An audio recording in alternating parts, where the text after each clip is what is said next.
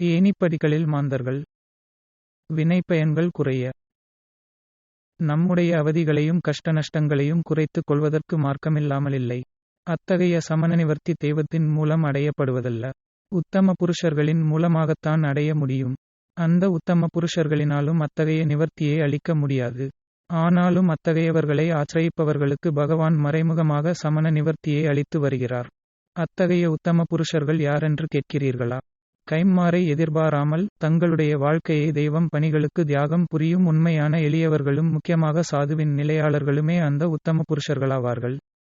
அவர்களைக் கண்டு சலூட் அடித்து விட்டு திரும்பி விட்டால் மட்டும் போதாது. அத்தகையவர்களை நீங்கள் கண்டறிய நேர்ந்தால் அவர்களை வணங்கி அவர்களுடைய அற்ப தேவைகளை பூர்த்தி செய்தாக வேண்டும். மேலும் நம்முடைய அந்தஸ்தை களைந்தெறிந்து விட்டு அவர்களுக்கு அவ்வப்போது பணிகளை ஆற்றி வர வேண்டும்.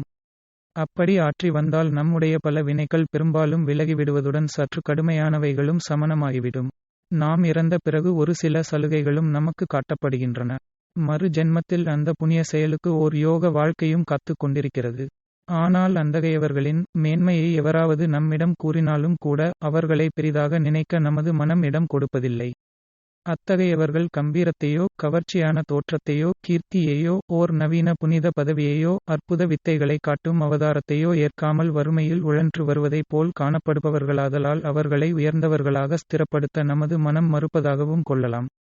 குறிப்பு: ஓர் சாதுவிலிருந்து தெய்வசாதுக்களில் ஓர் வகையினர் வரையிலுமுள்ளவர்கள் செல்வத்தை அகட்டி வாழ்பவர்களாக இருந்தாலும் கூட அவர்களுடைய தேவையை பூர்த்தி செய்யும் பொறுப்பை பகவான் எப்பொழுதும் ஏற்று வருகிறார்.